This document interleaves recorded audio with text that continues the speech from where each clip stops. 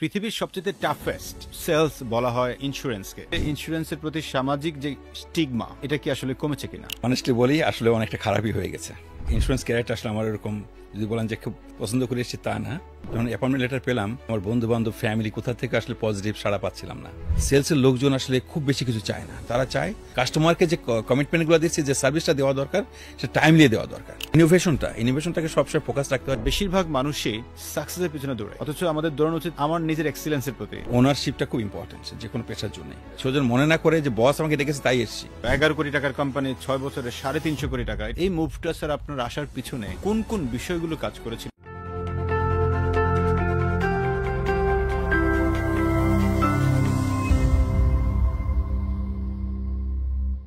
আসসালামু আলাইকুম সবাইকে, শুভ সন্ধ্যা। পৃথিবীর সবচেয়ে টাফেস্ট সেলস বলা হয় ইন্স্যুরেন্সকে। আজকে সেলস লিডারশিপ পডকাস্টের আয়োজনে আমাদের সাথে যেই অতিথি আছেন, তিনি বাংলাদেশের একজন লেজেন্ডারি ইন্স্যুরেন্সের মানুষ। আমরা আমন্ত্রণ জানিয়েছিলাম স্যারকে যে আমরা একটু জানতে চাই স্যারের কাছ থেকে ইন্স্যুরেন্স সেলসটা আসলে কী জিনিস, সেখানে লিডাররা কিভাবে কাজ করে, একটা কর্পোরেট সেলসে কিভাবে কাজ করতে হয়, বিভিন্ন রকম ট্রানজেকশনগুলোতে কিভাবে আসলে নিজেকে মুভ করতে হয়। এই বিষয়গুলো জানার জন্যই আমাদের আজকের আয়োজনে সেলস পডকাস্টের দ্য সেলস লিডারশিপ শো, যেটা powered by sales leadership academy, এবং এইটা ফিউচার আইকনের একটা ইনিশিয়েটিভ। আমরা আমন্ত্রণ জানাচ্ছি আমাদের আজকের অন্যতম একজন অতিথি, একজন জীবন্ত কিংবদন্তি, জনাব মনিরুল আলম তপন স্যারকে। স্যার আসসালামু আলাইকুম। ওয়ালাইকুম আসসালাম। স্যার থ্যাংক ইউ, আপনি আমাদের সাথে যুক্ত হয়েছেন সেলস পডকাস্টে। ধন্যবাদ আপনাকেও আমাকে আমন্ত্রণ জানানোর জন্য। রাইট, স্যারের সম্পর্কে যদি আপনাদেরকে একটু বলে রাখি, স্যার তার ক্যারিয়ার শুরু করেছিলেন ডেল্টা লাইফ থেকে, সেখান থেকে পরবর্তীতে প্রগতি লাইফ ইন্স্যুরেন্স, দেন গার্ডিয়ান লাইফ ইন্স্যুরেন্স, দেন উনি জয়েন করেছেন, বর্তমানে ম্যানেজিং ডিরেক্টর এবং সিইও হিসেবে আছেন বেঙ্গল ইসলামী লাইফ ইন্স্যুরেন্সে। সো আমরা প্রথমে স্যার আপনাকে জানতে চাই, স্যার আপনার ক্যারিয়ারটা শুরু করেছিলেন কিভাবে বা কোথা থেকে স্যার? ধন্যবাদ আপনাকে। আসলে ক্যারিয়ারটা, ইন্স্যুরেন্স ক্যারিয়ারটা আসলে আমার এরকম যদি বলেন যে খুব চুজ করে এসেছি, পছন্দ করে এসেছি তা না। জানেন যে আমার ঢাকা বিশ্ববিদ্যালয়ের সময়টা কেটেছে 80-তে, যে সময় এরশাদ বিরোধী আন্দোলনের মধ্যে, যেখানে আমার 4 বছরের কোর্স শেষ করতে প্রায় 7.5 বছরের মতো লেগেছিল।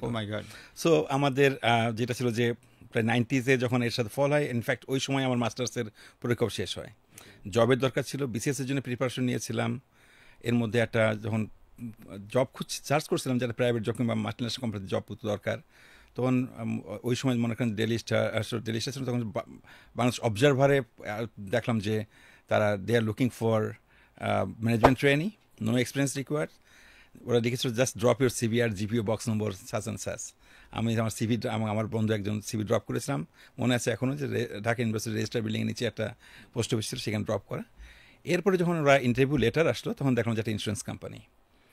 তো আমরা আমাদের কম্পিটেন্সি প্রমাণ করার জন্য একটা পরীক্ষা দিতে গিয়েছিলাম।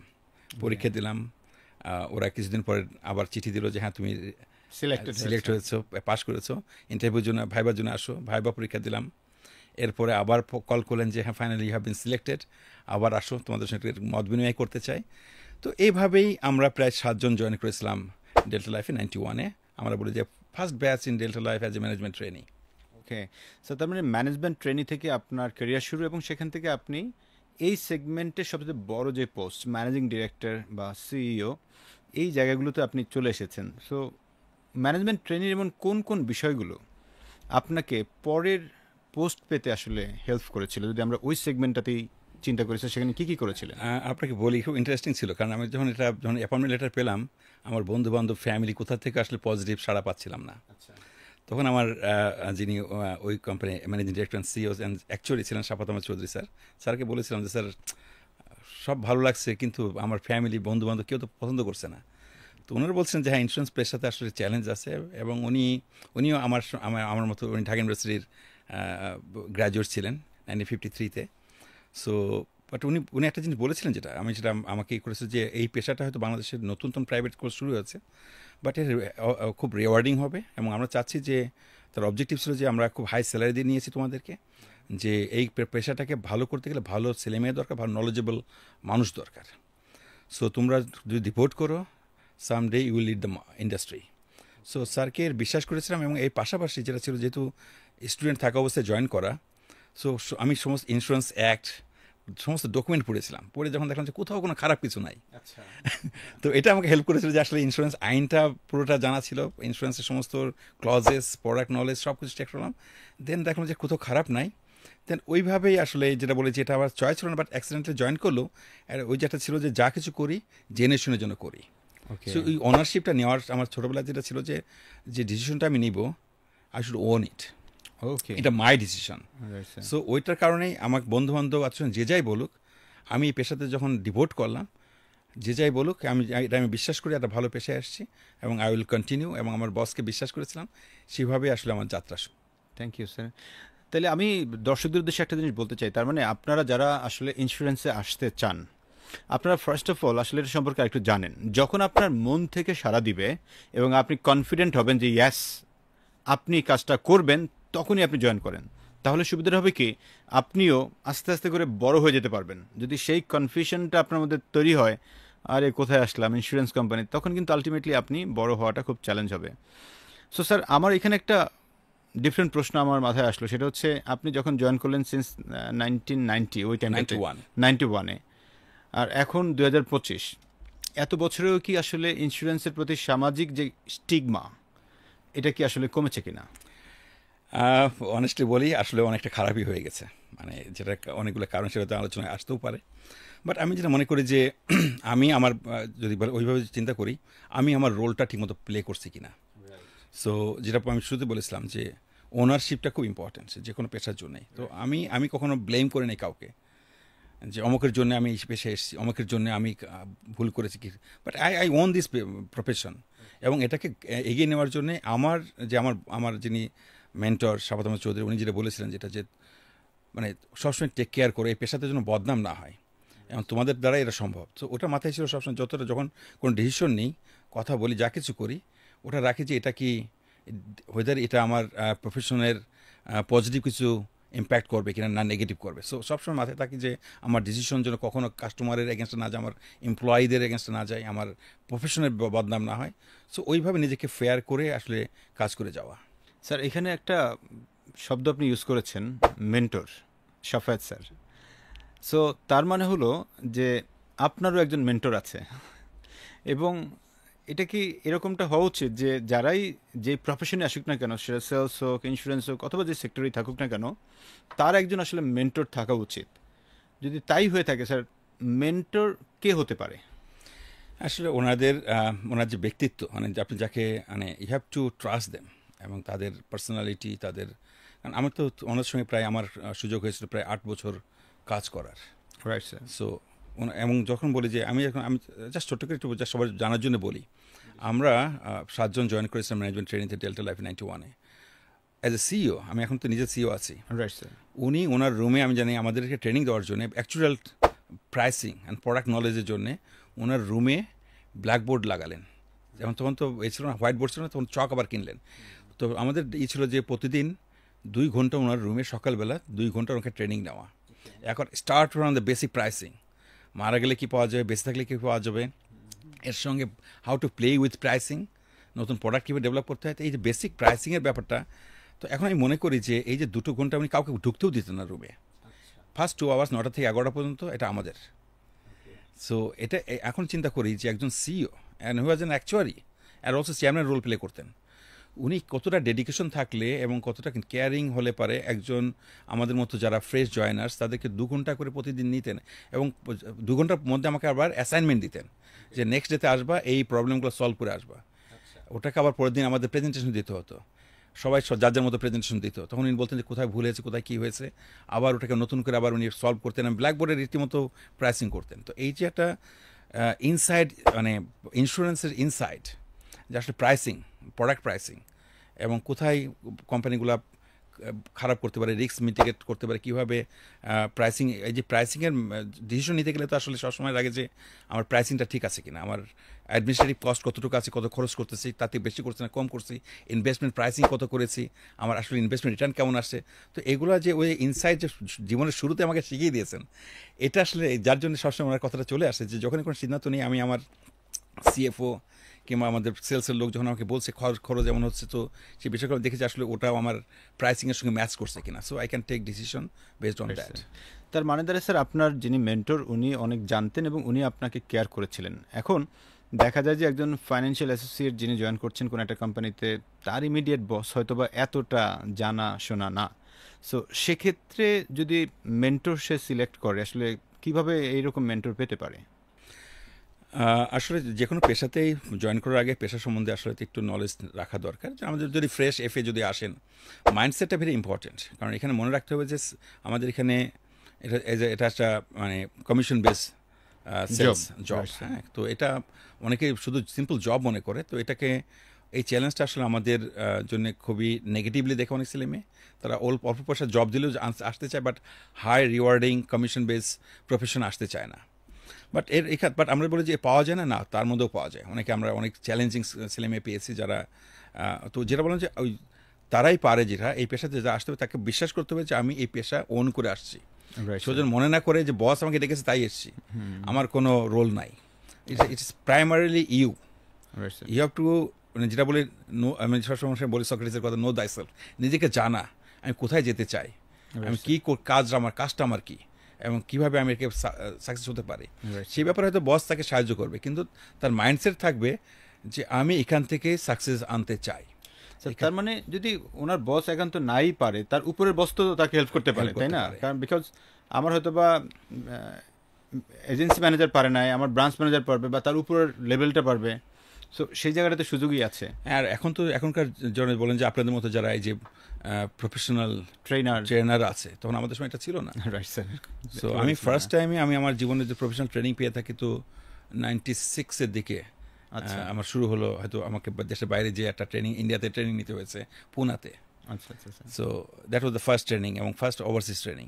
তো এর পরবর্তীতে ধরেন তো এই বিষয়গুলো, তো এই ট্রেনিংগুলো কিন্তু তখন অতটা ছিল না। হ্যাঁ, এর আগে শুধু হ্যাঁ আমি একটা ট্রেনিং পেয়েছিলাম, রেসিডেন্সিয়াল ট্রেনিং, যেটা বারবার আমরা বলি, যেটা যে ওই সময় যে ম্যানেজমেন্ট ছিলেন 94-5-এর দিকে পিএটিসি থেকে শুরু হয়েছে। আমাদের প্রায় 5 দিনের একটা মিড লেভেল ম্যানেজমেন্টের জন্য রেসিডেন্সিয়াল ট্রেনিং প্রোগ্রাম করেছিল ডেল্টা লাইফ।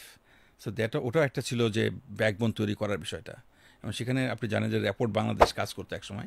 তো র্যাপোর্টের সহযোগিতায় মোশাররফ স্যারের, হ্যাঁ, তো ও স্যার ইনিশিয়েটিভ নিয়েছিলেন এবং ইন্ডিয়া থেকে একজন ম্যানেজমেন্ট ট্রেনিং নিয়ে এসেছিলেন, রাংনেগার সামথিং, শানুর রাংনেগার সামথিং, ওরা ছিলেন বেশ এজেড মানুষ। সো তাকে দিয়ে করিয়েছিলেন। তো আমি বলি যে এই ট্রেনিংগুলো কিন্তু হেল্প করছে আমাদেরকে রিশেপ করার জন্য এবং এই ইন্ডাস্ট্রির প্রতি কমিটমেন্ট বাড়ানোর জন্য। তো যেটা বলছিলাম যে এখন আমাদের যারা আসছেন খুব লিমিটেড স্কিল ছিল, বাট এখনকার ছেলেমেয়েরা কিন্তু তারা নিজেরাই কিন্তু অনেক এই যে সেলস ট্রেনিংয়ের জন্যে তারা বিভিন্ন ট্রেনারের কাছে এনলিস্ট করে সরাসরি নিজের স্কিল ডেভেলপমেন্ট সমৃদ্ধ করতে পারে। আবার কোম্পানিও চেষ্টা করছে, এখন বিভিন্ন ট্রেনার যেহেতু পাওয়া যাচ্ছে, অনেকগুলো কোম্পানি তারা প্রতিনিয়ত তাদের ট্রেনিং করাচ্ছে। স্যার, এটা একটা বিষয় আমার কাছে খুবই ভালো লাগে। ইনফ্যাক্ট আপনার সাথে আমার যখন ফার্স্ট পরিচয় সেটা হচ্ছে গার্ডিয়ান লাইফ ইন্স্যুরেন্সে আপনি যখন ছিলেন।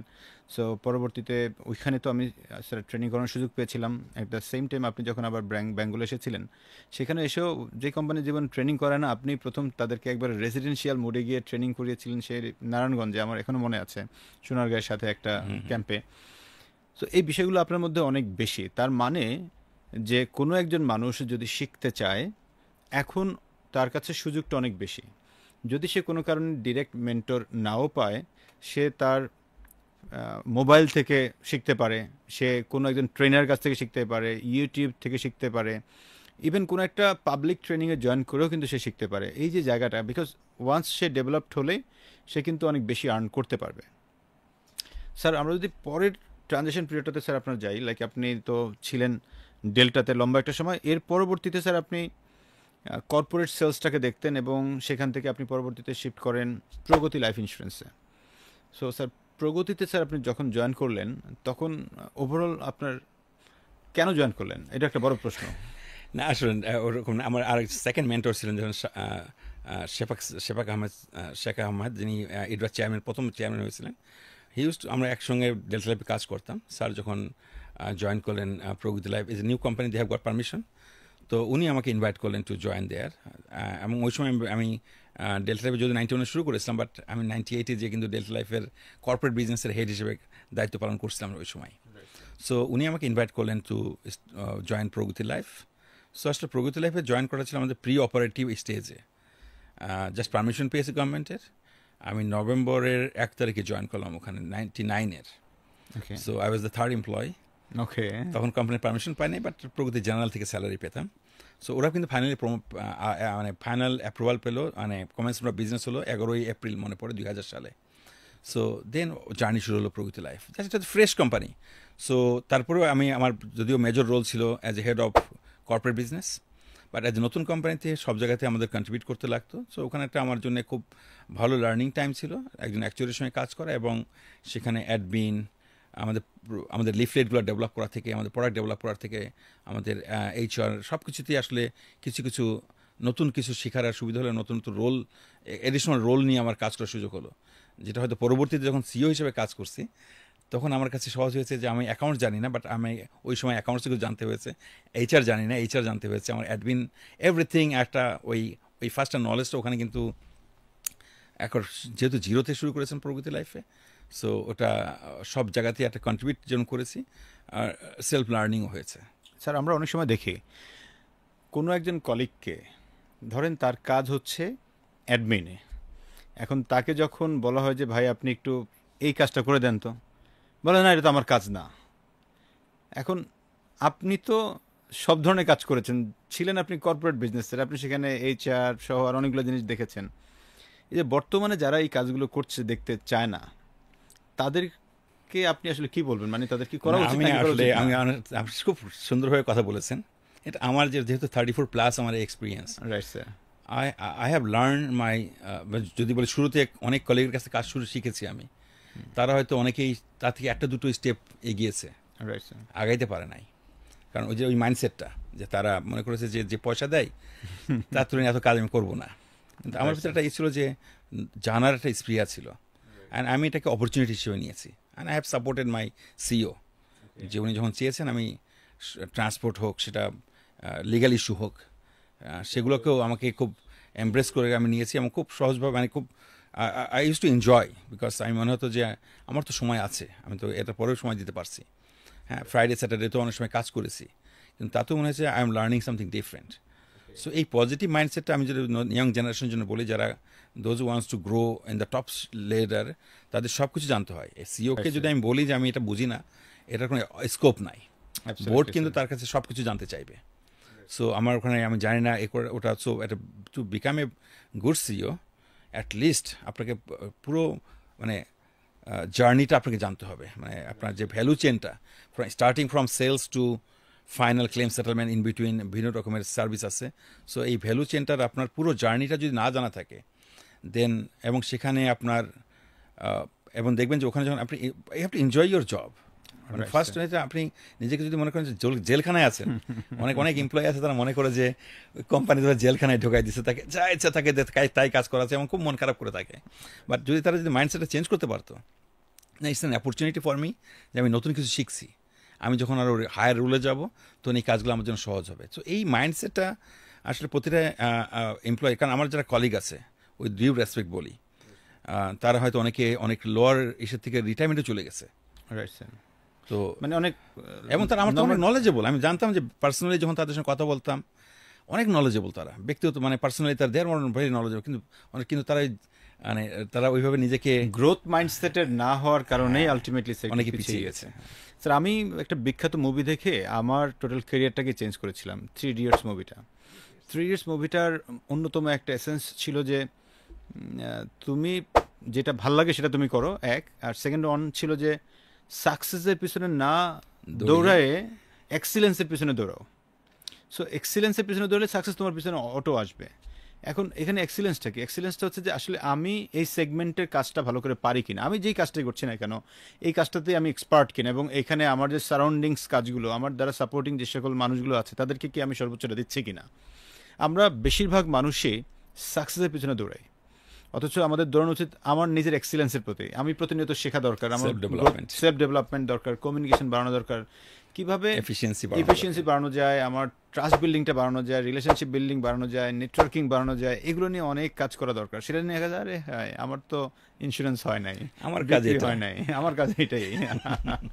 সো এই জায়গা থেকে একটা মেসেজ দিতে চাই সবাইকেই, আপনি যদি লাইফে আসলে গ্রো করতে চান, এটা যেই প্রফেশনে থাকেন না কেন, আপনি এক্সিলেন্সকে ফোকাস করবেন, নট সাকসেস।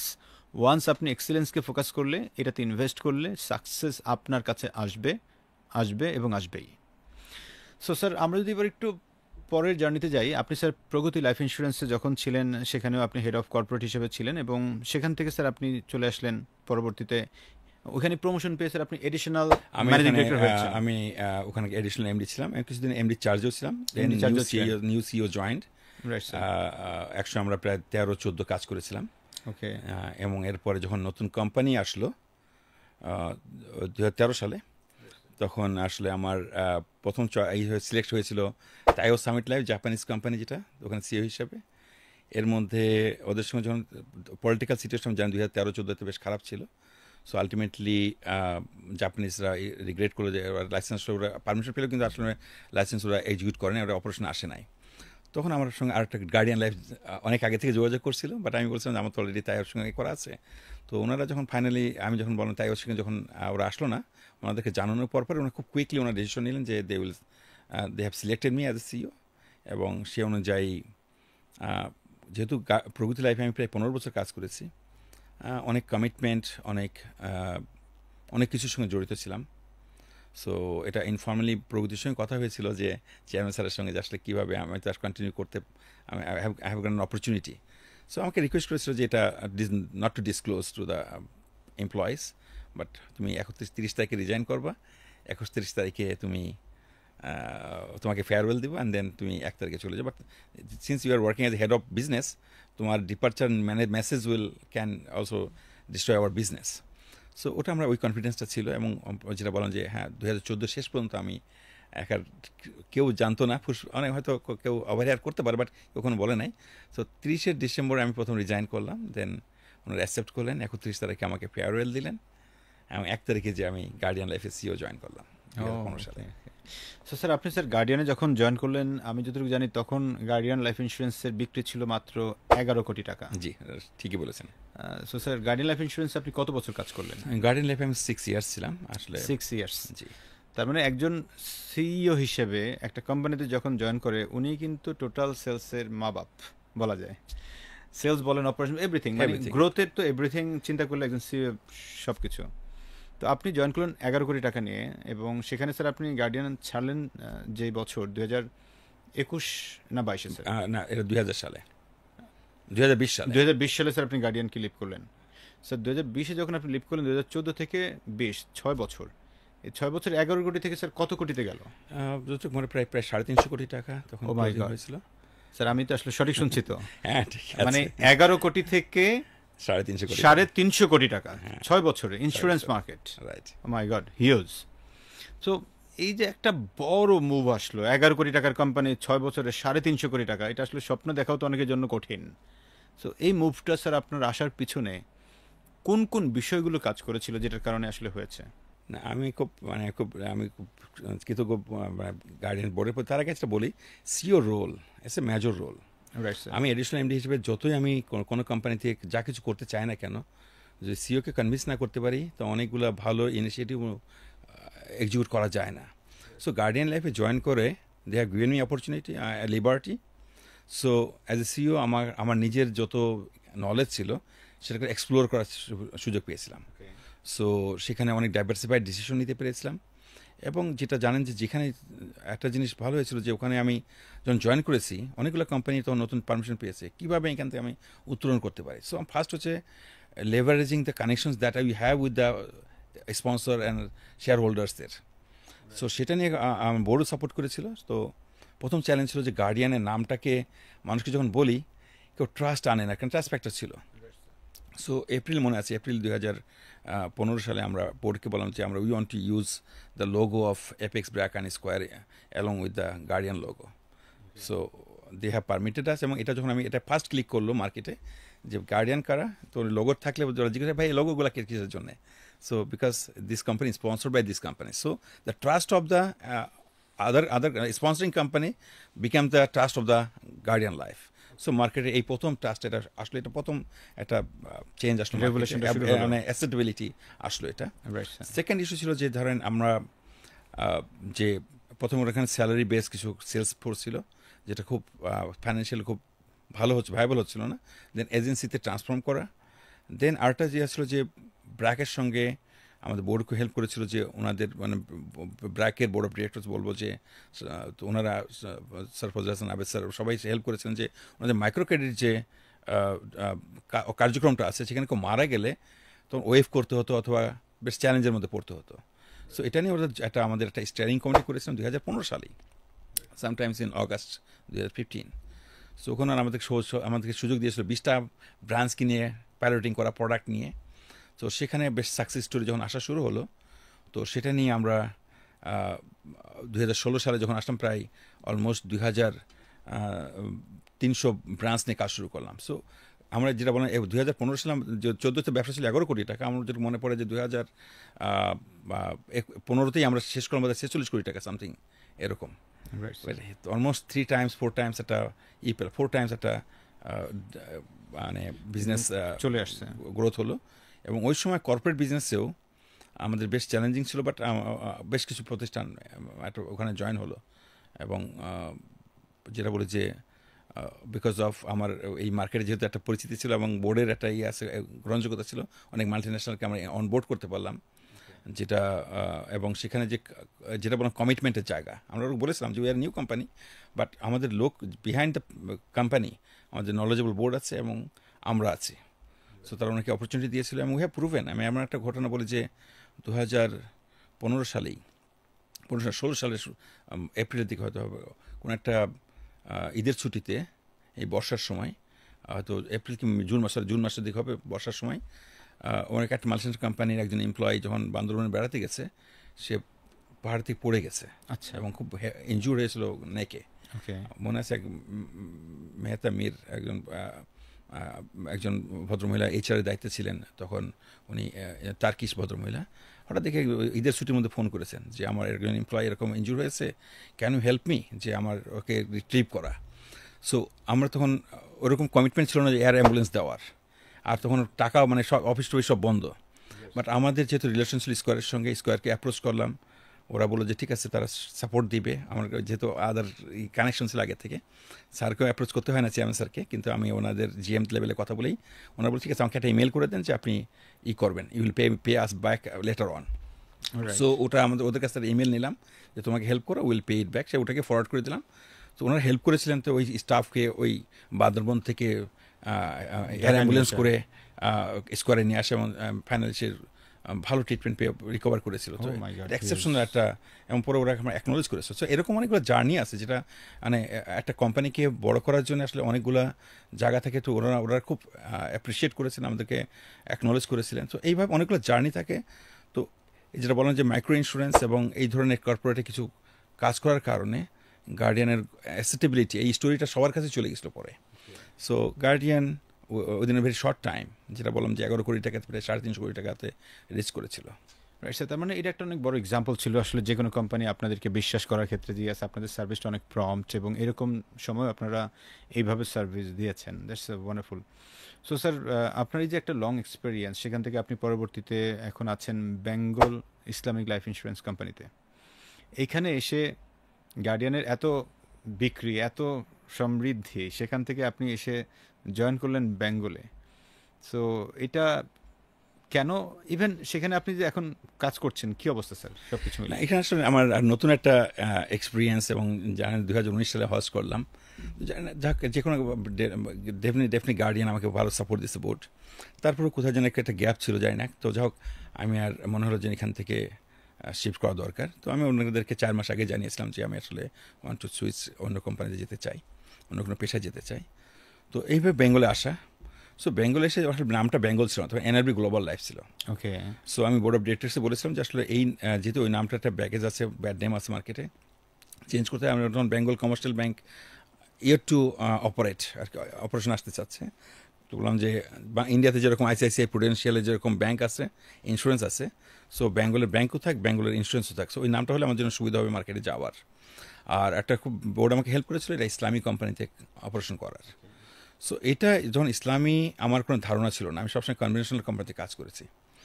ইসলামীতে আমাদের যে শরিয়া বোর্ড আছেন এবং তাদের সঙ্গে কথা বলে যেটা হয়েছে যে আমাদের ধারণা ছিল যে বাংলাদেশে প্রায় 2 যুগ ধরে বিভিন্ন ইন্স্যুরেন্স কোম্পানি, ইসলামিক কোম্পানি কাজ করছে, সো ওনাদের মডেলটাকে ফলো করলেই হবে। বাট ওয়ার লাকি যে আমাদের শরিয়া বোর্ড খুব স্ট্রং প্রোটেস্ট করেছিলেন যে না, অন্যরা বোধহয় ফুললি ওটা কমপ্লাই করছেন, বাট আপনাদের ইচ্ছা কী। সো আমাদের বোর্ডের প্রতি কৃতজ্ঞ যে তারা আমাকে সাহায্য করেছেন যে না, আমরা যাই করি বাট আমরা ইসলামী নামের সঙ্গে আমরা কোনো করবো না, এটা শুধু বাই নেম না, ব্যবসার জন্য না, আমরা বাই হার্ট চাই যেটা ইসলামী শরিয়া অনুযায়ী চলুক। তো সেটা নিয়ে আসলে আমার একটু সময় লেগেছিল। 21 সালে যদিও কনভার্ট হয়েছিল এটা বেঙ্গল ইসলামী লাইফে, বাট ইসলামী মডেলটা ফলো করতে আমার 2023 পর্যন্ত প্রায় 2 বছর লেগেছে আমাকে এটাকে স্টাডি করে এটাকে ইমপ্লিমেন্ট করতে। সো বর্তমানে আসলে আমাদের যদি ইউএসপি বলি, আমাদের স্টাফদের ভিতরে যে মাইন্ডসেটটা করা, সেটা হচ্ছে যে বেস্ট সার্ভিস তো দিতেই হবে, right. Then at the same time যদি শরিয়া বেসড হয় এবং সে ট্রুলি শরিয়া বেস হয়, যেটা বাংলাদেশ মার্কেটে একটা ইউনিক অবস্থান পাবে তারা।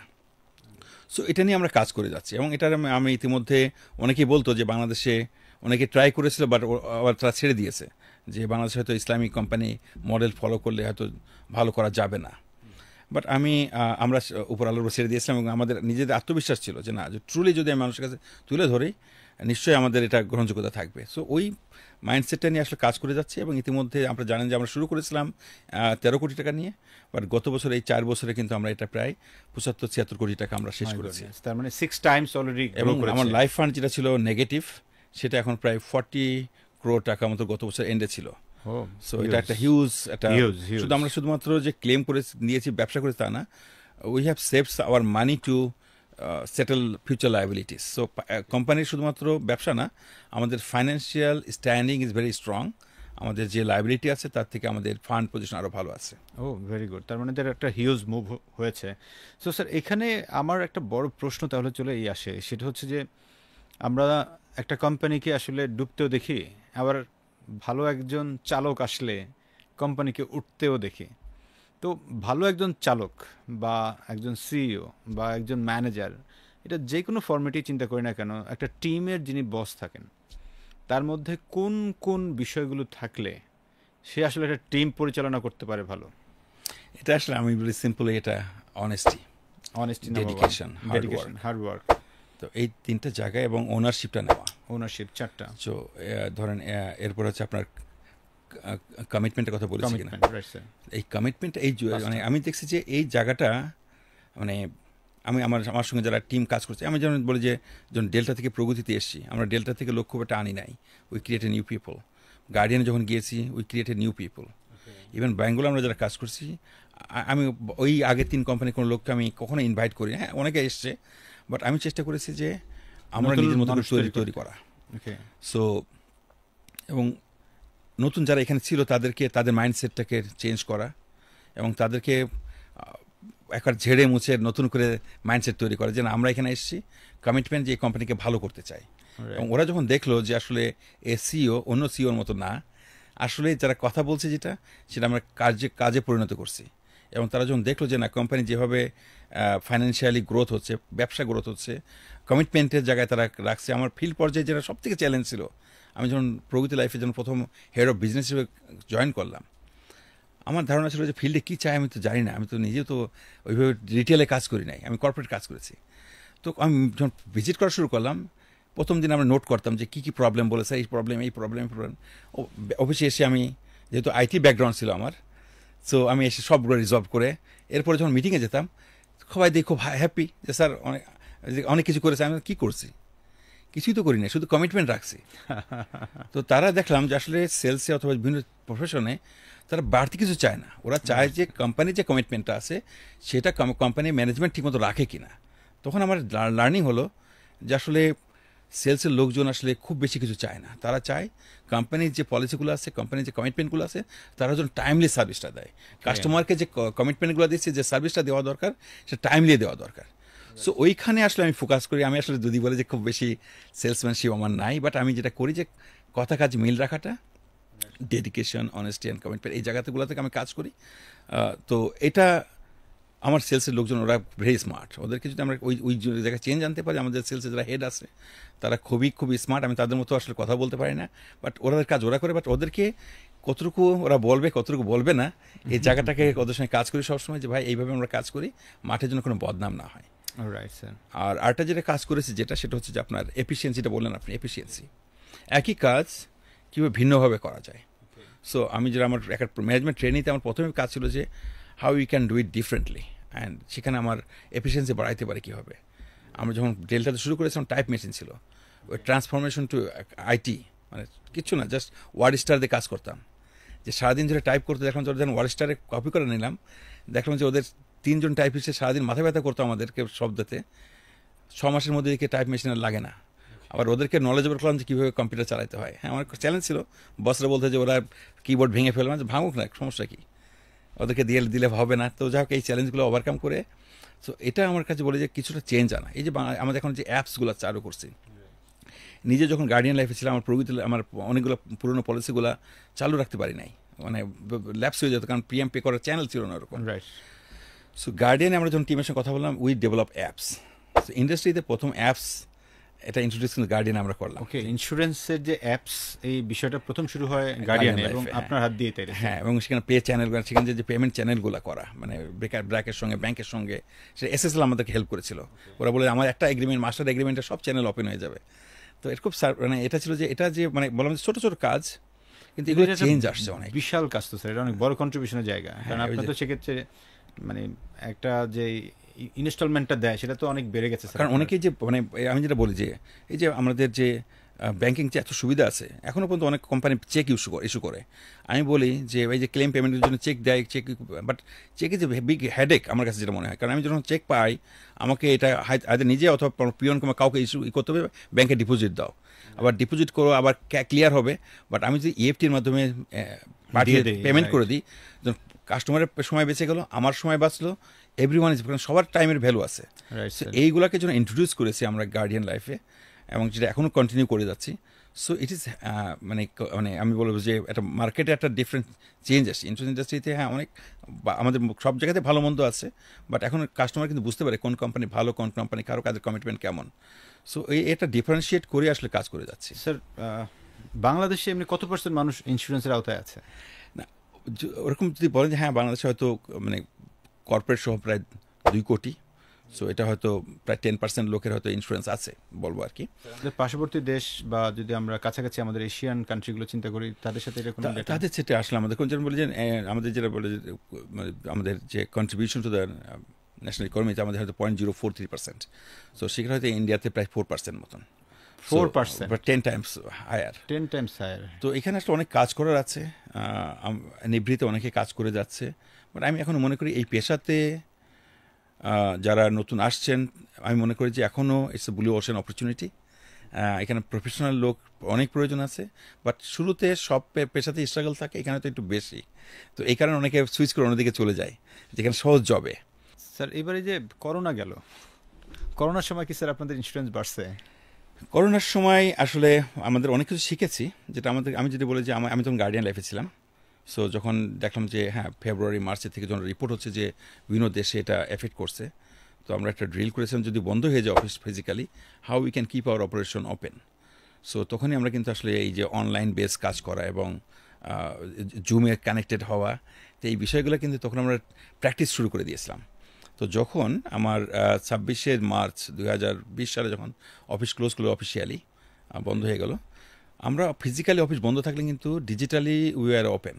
এবং আমার মনে আছে তখন যে আমাদের প্রোডাক্টিভিটিও বেড়ে গিয়েছিল। আমাদের জন্য আইটি ইনফ্রাস্ট্রাকচার ডেভেলপমেন্টটা কিন্তু ওই সময় আমরা অনেক ডেভেলপ করতে পেরেছি, আর রিমোটলি কাজ করার, এবং আমাদের কাস্টমারকে টাচ করা এবং তাদের ক্লেমগুলো হ্যান্ডেল করা,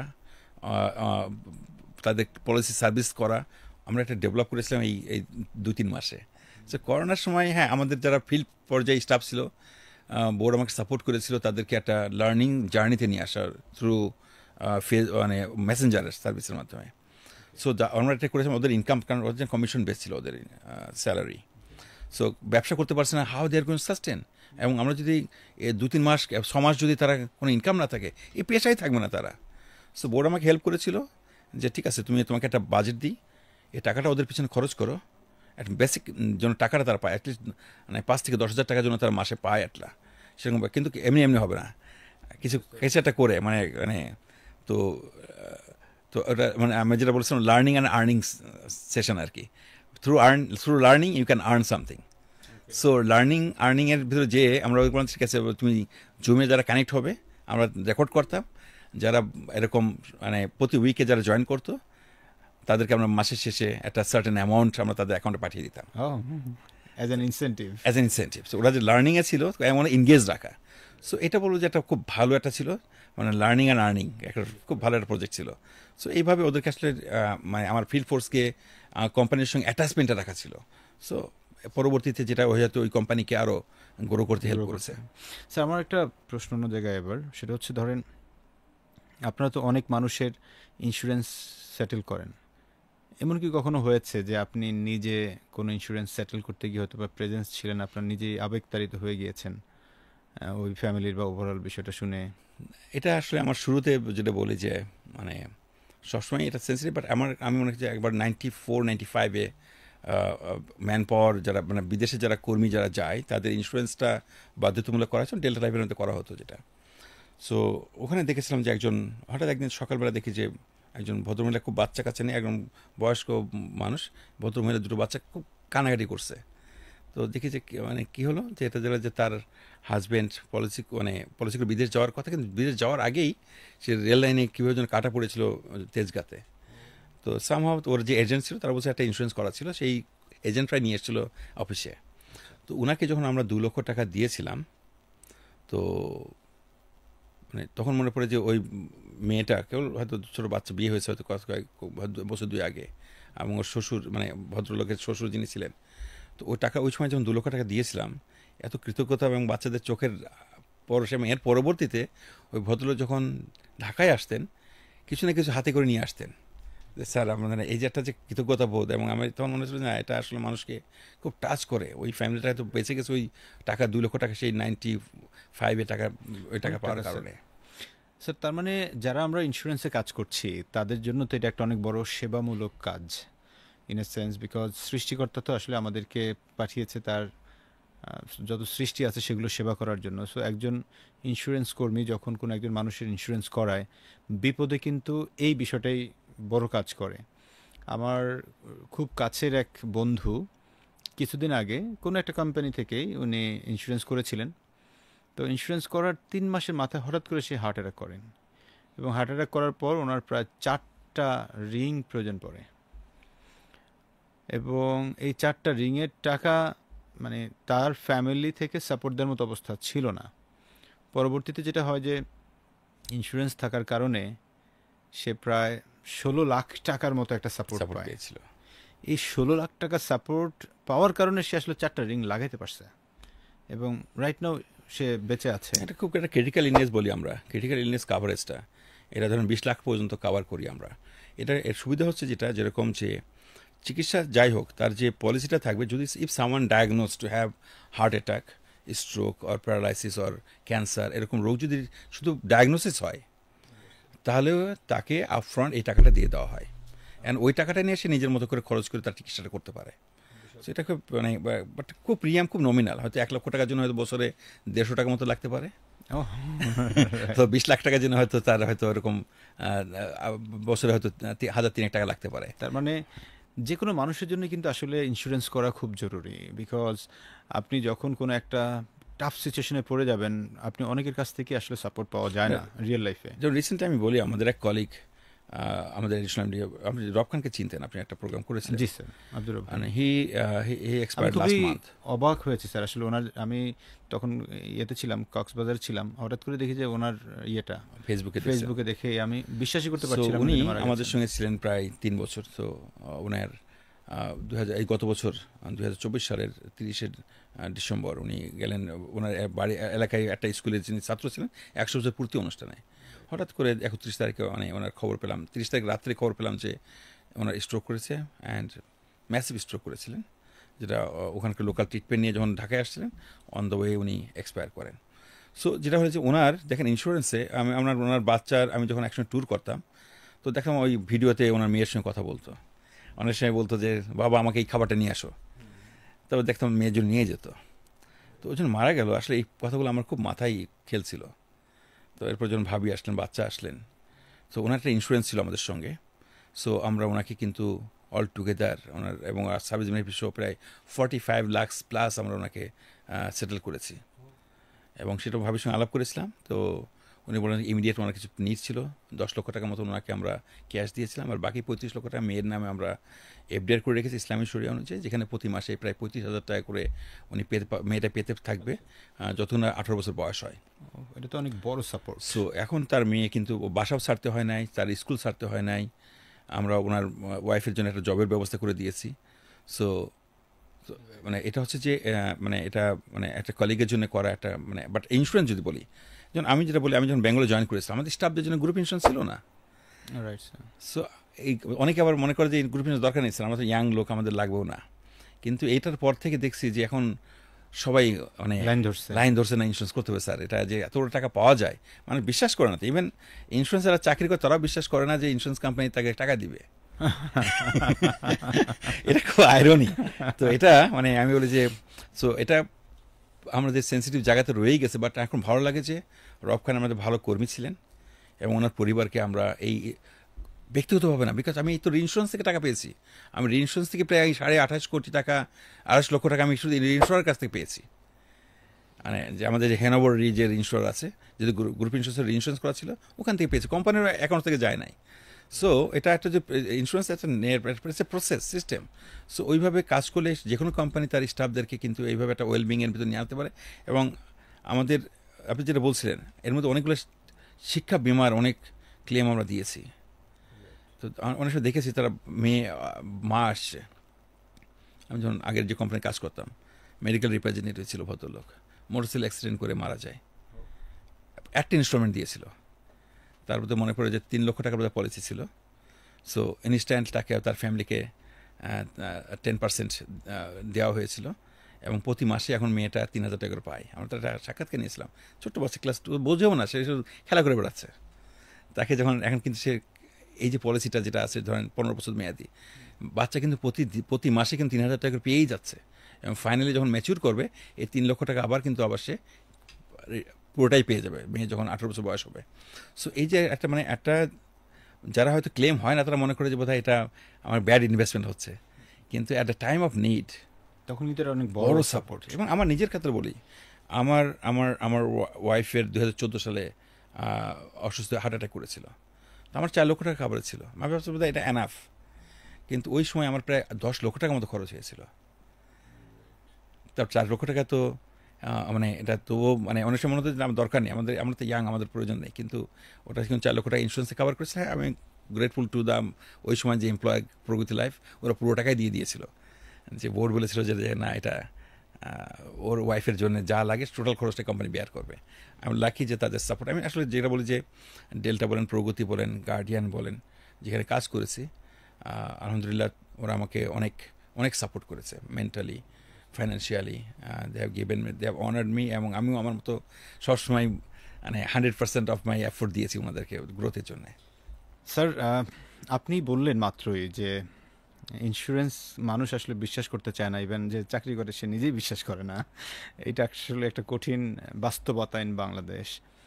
তো একজন সাধারণ মানুষ আসলে কোন কোন প্যারামিটারগুলো দেখলে ইন্স্যুরেন্স কোম্পানির বা ইন্স্যুরেন্সের ওই পার্টিকুলার কোম্পানিতে সে ইন্স্যুরেন্স করতে পারে, সেটা কি আসলে একজন সাধারণ গ্রাহকের কোনো সুযোগ আছে কিনা? একটু নলেজেবল থাকা দরকার আসলে, যে কোনো ইন্ডাস্ট্রিতে ভালো মন্দ আছে। আমি যেটা বলবো যে প্রথম হচ্ছে যে ওদের স্পন্সররা কারা। ফার্স্ট হচ্ছে board of directors. Insurance company itself is a trustee company. Okay. So as a trustee বোর্ডের মেম্বার হচ্ছে বোর্ড অফ ডিরেক্টরস। ওকে। যদি বলি company wise, so board of ডিরেক্টরসে যারা আছেন তারা কতটুকু ট্রাস্ট ওয়ার্থি, তাদের ব্যাকগ্রাউন্ডটা কেমন এটা জানা দরকার। সেকেন্ড ইস্যু হচ্ছে যে ওই কোম্পানির ফাইন্যান্সিয়ালসটা কেমন আছে, এই যে জার্নিটা করছে, তারা যে প্রিমিয়াম আর্ন করেছে, তারা তার ফিউচার লাইবিলিটির জন্যে তাদের কোম্পানির ফাইন্যান্সিয়ালসগুলো কীভাবে সেফ অ্যান্ড সিকিউর করেছে ফিউচার লাইবিলিটিকে মিট করার জন্য। কারণ আমার প্রতিটা premium is a liability, it's not a profit. So এই লাইব্রেরিগুলোকে ওনারা কি সব নিজের টাকা মনে করে খরচ করে ফেলছেন, না ওনারা গ্রাহক টাকাকে একটা নির্দিষ্ট অংশ জমা করে করে তারা একটা ফান্ড ক্রিয়েট করছে ফিউচার লাইব্রেরি মেট করার জন্য? তো তো এটা হয়তো আমাদের গ্রাহকদের আসলে সবসময় এটা স্কোপটা হয় না, বাট তারপরেও কিছু গ্রাহক আছে যারা হয়তো ফাইন্যান্সিয়ালস অ্যানালাইজ করে করতে পারেন। বাট গ্রামের সাধারণ লোকজন, আমি যেটা মনে করি আমাদের যারা সেলসে কাজ করেন তাদের আসলে মেন রোলটা প্লে করতে পারেন, যে তারা কোন কোম্পানিতে কাজ করবে। তারা এরকম একটা কোম্পানিতে ট্রাস্টওয়ার্থি কোম্পানিতে কাজ করা উচিত, যাতে তারাও যেন ফিউচারে, যেরকম অনেকগুলো কোম্পানি আছে যারা এখন ক্লেম দিতে পারছে না। সো আমি জানা আছে যে অনেক সেলসের পিপুল তারা এখন ঘর ছাড়া হয়ে গেছে, কারণ নিজ এলাকায় কাজ করতো, সেল করেছে, ম্যাচিউর হয়ে গেছে, টাকা দিতে পারছে না। এটা তো একটা স্যার বড় ধরনের মানে বিপর্যয় আসলে ইন্ডাস্ট্রিতে। সো এটা এরকম অনেক প্র্যাকটিক্যাল চ্যালেঞ্জ নিয়ে আসলে আমাদেরকে কাজ করতে হয়। বাট আমরা বলি ভাই, সব জায়গাতে শুধু তো ইন্স্যুরেন্স না, ব্যাংকের টাকাও তো চলে গেছে অন্যদিকে। একজন সাধারণ মানুষ হিসেবে কি এমন কোনো ওয়ে আছে যেটার মাধ্যমে আমি আসলে বের করতে পারবো যে এই কোম্পানিতে আমি ইনভেস্ট করছি, বা এরকম কোনো সুযোগ আছে কিনা? না, যেটা বলে অ্যাটলিস্ট এখন তো ওয়েবসাইট আছে, so you can see their financials, যে কীভাবে গ্রোথটা আছে। এবং তার মানে যারা সেলসে কাজ করে, ফার্স্ট লাইনে আছে, FA বা ফাইন্যান্সিয়াল অ্যাসোসিয়েট যারা আছেন, ওনাদেরকে অন্তত বলতে চাই, আপনি যেই কোম্পানিতে কাজ করছেন ওই কোম্পানির ফাইন্যান্সিয়াল স্ট্যাবিলিটি, প্রিমিয়ামের যে ইউটিলাইজেশন, বোর্ড অফ ডিরেক্টরস, এই বিষয়গুলো দেখে তবেই আপনি একটা ইন্স্যুরেন্স কোম্পানিতে কাজ করেন। তখন হবে কি, আপনার মাধ্যমে অনেক মানুষকে আপনি উপকৃত করতে পারবেন, সেবা দিতে পারবেন বিভিন্নভাবেই। কারণ এটা কিন্তু অনেক মহান একটা পেশা। কারণ আপনি যখন একজন মানুষকে তার অসুস্থতার সময়ে এরকম হসপিটালাইজড অবস্থাতে যদি স্যার কেউ 1,000 টাকাও দেয়, এটা কিন্তু অনেক বড় টাকা। তো সেখানে একটা সাপোর্ট দেওয়া মানে হিউজ। তো এইটা আমরা ওই যে সেবামূলক একটা মনোব্রত নিয়ে যদি কাজ করি, তখন আমাদেরকে অনেক বড় দুনিয়াতেও পাবো, মারা গেলেও ছোট্ট পাবো। একটা এক্সপিরিয়েন্স শেয়ার করি। ঢাকা ইউনিভার্সিটিতে 2003 সালে শিক্ষক কর্মকর্তাদের জন্য একটা পাইলট প্রজেক্ট হলো যে গ্রুপ ইন্স্যুরেন্স ইন্ট্রোডিউস করতে হবে। তো সেখানে আমরা পার্টিসিপেট করেছিলাম, উই গিভেন দ্য সার্ভিস, এবং সেটা পরবর্তীতে ইট বিকেম এ পার্মানেন্ট সলিউশন। কারণ ওখানকার ইউনিভার্সিটির শিক্ষকরা যখন তখন অ্যাপোলো ছিল, অ্যাপোলোতে যখন চিকিৎসা নিয়ে শুরু করলেন, আমার একজন শিক্ষকের কথা মনে পড়ে। উনি বলছেন যে আমার আত্মীয়জন বলছে যে তুমি শিক্ষক মানুষ, এত টাকা দিবে কই থেকে?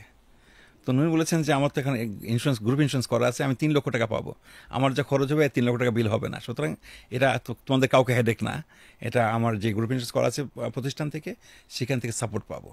সো এটা যেটা মাইন্ডসেট তৈরি হলো ঢাকা ইউনিভার্সিটির শিক্ষকদের, এখন প্রায় 10 লক্ষ টাকা পর্যন্ত আমাদের বোধহয়, যতটুকু জানি 10 লক্ষ টাকার মতো হেলথ কাভারেজ আছে।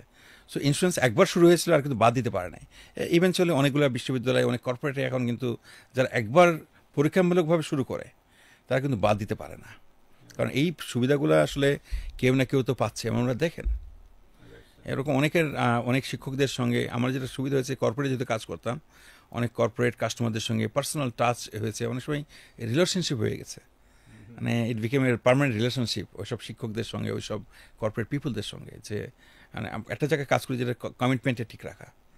সো ওরা যখন ওনাদের যখন কোনো প্রবলেম হয়েছে, আমরা চেষ্টা করেছি ওনাদেরকে রাইটলি সাপোর্ট দেওয়া, ক্যাশলেস সার্ভিস দেওয়া। এই যে এখন আমরা যেরকম, আর ইনোভেশনটাকে সবসময় ফোকাস রাখতে হয়। যেমন বেঙ্গলে আমি বলি যে আমরা এখন শুধুমাত্র ইনপেশেন্ট দিচ্ছি না, আমরা আউট পেশেন্ট সার্ভিসটাকেও গত মাসে এনেছি। যেমন স্যার, যেমন আগে ছিল যে এখন পর্যন্ত সবগুলো কোম্পানি কিন্তু আপনার দেখা হচ্ছে রিইম্বার্সমেন্ট বেসিসে, রিইম্বার্সমেন্ট অথবা ডাইরেক্ট সেটেলমেন্ট, কোনো জাস্ট হসপিটালে ভর্তি হলে তার চিকিৎসা সুবিধা পাবে। বাট ইন্ডিভিজুয়াল লাইফে কর্পোরেটে আউট পেশেন্ট পায়, কিন্তু ইন্ডিভিজুয়াল লাইফে আউট পেশেন্ট সার্ভিস নাই। তো এখন যেটা হয়েছে যে আমাদের ইন্ডিভিজুয়াল পলিসি হোল্ডারকে আমরা আউট পেশেন্ট সার্ভিস দিচ্ছি। তারা যদি ডক্টর কনসাল্ট করে যে মেডিসিন এবং কনসালটেশন ফি যেটা হবে, সেই পয়সাটাও কিন্তু আমরা এখন ইন্স্যুরেন্সের মাধ্যমে দিচ্ছি ইন্ডিভিজুয়াল পলিসি হোল্ডারদেরকে। এবং সেটা আমরা টেলিমেডিসিন সার্ভিস নিয়ে আমরা কাজ করছি। একজন থার্ড পার্টি আছে, মিলবিক, কাজ করছে বাংলাদেশে। সো ওদের মাধ্যমে যে 24/7 তারা ডক্টর সার্ভিস পাচ্ছে, এবং ওই ডক্টর যে প্রেসক্রিপশনটা করছেন, সেই ডক্টর প্রেসক্রিপশন অনুযায়ী মেডিসিন কেনার পরে আমি বলছি তোমাকে ক্লেম করতে হবে না, ওই ফার্মেসি থেকে যে বিলটা দিবে তোমাকে, ওটা জাস্ট স্ক্যান করে অ্যাপসে আপলোড করে দিবে, 3 থেকে 5 দিনের ভিতরে তোমার অ্যাকাউন্টে টাকা চলে আসবে। Oh my God, That's it. তোমাকে কোনো ক্লেম ফর্ম ফাইন করতে হবে না, কিচ্ছু করতে হবে না। তো এটা একটা অনেক বড় একটা রেভলিউশনারি কাজ করেছেন। তার মানে হচ্ছে যে যারা ইন্স্যুরেন্স করবে বেঙ্গল লাইফে, তারা এখন যদি কোনো কারণে তার পেশেন্ট হসপিটালাইজড হয়, এটার জন্য সে আলাদা করে পাবেই। এবং এট দ্য সেম টাইম যদি তার হসপিটালাইজ না কিন্তু আলাদা কোনো একটা চেম্বার পেশেন্ট দেখাচ্ছে, আউট পেশেন্ট হিসেবে, আউট পেশেন্ট হিসেবে কোনো একজন ডক্টরকে দেখাচ্ছে, আমরা তো অহরহ এটা আমাদের দেখাই। যেটা করেছে যে আমাদের যেহেতু অনলাইন বেস ডক্টর আছে 24/7, আমরা বলছি যে এটা আমরা ওপেন করি নাই, এটা হচ্ছে যে টেলিমেডিসিন, আমাদের MBBS ডক্টর 75 মতো ডক্টরস আছে, 24/7 সার্ভিস দেয়। সো উনি ঘরের অ্যাট দেয়ার কনভিনিয়েন্স ডক্টরের সঙ্গে কথা বলবেন, ওনার ফ্যামিলির পুরো ফ্যামিলি কভার করে। তো ডক্টর প্রেসক্রিপশন দেবে যে এই প্রেসক্রিপশনে, ওটা ওনার নিয়ার বাই কোনো ফার্মেসি থেকে ওষুধ কিনবেন অথবা কোনো টেস্ট করতে চাইলে টেস্টগুলো করবেন, ওই টেস্ট করার পরে ওই বিলগুলো শুধু আপলোড করে দিবেন। তার মানে স্যার আপনাদের যে 75 জন ডক্টর আছে, তার মানে আমি ঘরে বসেই সার্ভিসটা পাচ্ছি? ঘরে বসে সার্ভিস পাচ্ছি। ও মাই গড। এবং এটা আমি দেখি আমার জানেন যে মানে এই মুন্সিগঞ্জ এবং নোয়াখালী লক্ষ্মীপুর এলাকায় অনেকে বিদেশে কাজ করে, রাইট। তো তারা অনেক সময় আছে ভদ্রমহিলারা কিন্তু একা থাকেন, বাইরে যেতে পারে না, বাইরে যেতে পারেন না। এখন ওরা খুব উপকার পাচ্ছে, আমরা খুব ফিডব্যাক পাচ্ছি যে ওনারা ঘরের ভিতরে বসে 24, বাচ্চারা অসুস্থ হয়েছে তাকে বাইরে যেতে হচ্ছে না, ডাক্তার কাছে যেতে এটা হচ্ছে তো না। অনেক বড় একটা সাপোর্ট স্যার। কারণ হচ্ছে যে অনেকের হাজবেন্ড বিদেশে থাকে, অনেকে হাজবেন্ড হয়তো ঢাকায় জব করে, বাসায় হয়তো বাবা মা একা থাকে, এরকম অসংখ্য ঘটনা আছে। হয়তো ছেলেরা ঢাকা চাকরি করে, বাবা মা হয়তো গ্রামে থাকে, এরকম অসংখ্য ঘটনা আছে। সো উনি যদি একটা ফোন করেই সার্ভিসটা পেয়ে যায় এট দ্য সেম এবং টাইম, ওই মানে SMS এর মাধ্যমে অথবা যদি স্মার্টফোন হয় তো PDF এর মাধ্যমে ওনার প্রেসক্রিপশনটা চলে আসছে। ওকে। ওরা ধরেন রাত 12টার সময়, ভোর 4টার সময় বাচ্চা কানাকাটি এটা কি করছে, অন্য কোনো ইন্স্যুরেন্স কোম্পানিতে নেই এখন? এই মুহূর্তে নাই। ও, তার মানে আপনি এখানেও কিন্তু একটা বড় ধরনের ইনোভেশন করলেন আর কি একটা স্যার। ইউনিক সলিউশন আমরা এসেছি। স্যার তার মানে আপনি গার্ডিয়ান লাইফ ইন্স্যুরেন্সে যখন ছিলেন সেখানে আপনি অ্যাপটাকে রান করলেন, এট দ্য সেম টাইম এখানেও আরেকটা ইনোভেশন ডিজিটাল দিলেন। চ্যানেল ওখানে ওপেন করলাম অনেকগুলা।